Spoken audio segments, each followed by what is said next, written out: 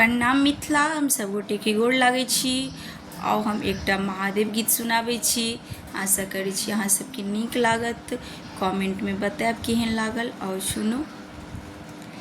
ओही पारे गंगा, ओही पारे जमुना, ओही पारे गंगा, ओही पारे जमुना, बीच में बहैया निर्मल पानी, शिव शंकर दानी आसन खसाने।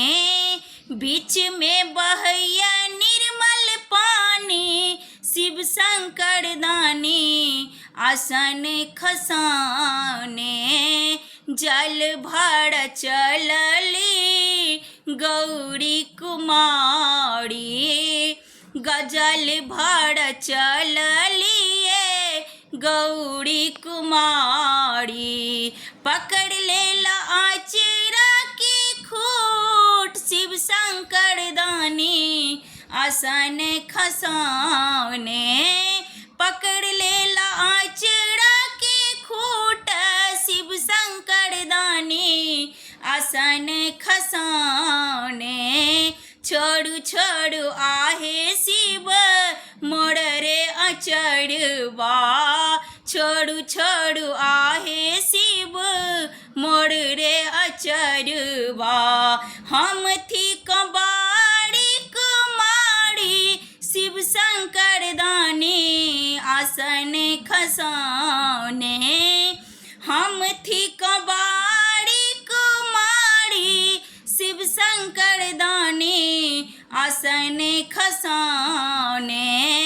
ओही पारे गंगा, ओही पारे जमुना, ओही पारे गंगा, ओही पारे जमुना, बीच में बहैया निर्मल पानी, शिव शंकर दानी आसन खसाने।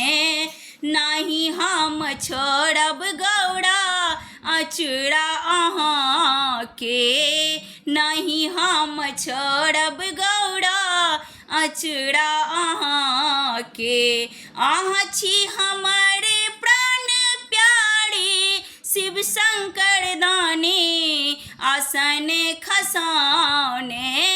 अहीं त छी हमारे प्राण प्यारी, शिव शंकर दानी आसन खसाने।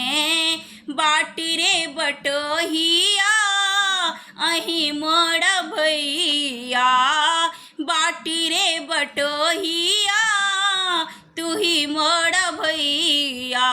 नेने जाओ बाबा के समाध, शिव शंकर दानी आसन खसाने।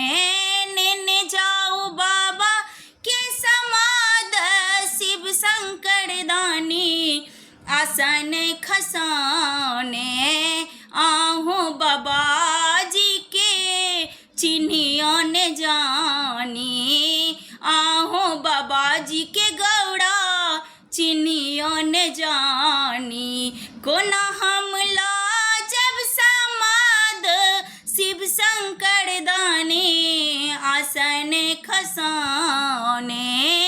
कोना हम लाजब समाध, शिव शंकर दानी आसन खसाने। हमरा बाबा जी के नय जोर हाथी, हमरा बाबा जी के नय जोर हाथी। बीच में चंदन केरा गाछ, शिव शंकर दानी आसन खसाने। बीच में चंदन केरा गाछ, शिव शंकर दानी आसन खसाने। ओही पारे गंगा, ओही पारे जमुना, ओही पारे गंगा, ओही पारे जमुना, बीच में बहैया निर्मल पानी, शिव शंकर दानी आसन खसाने।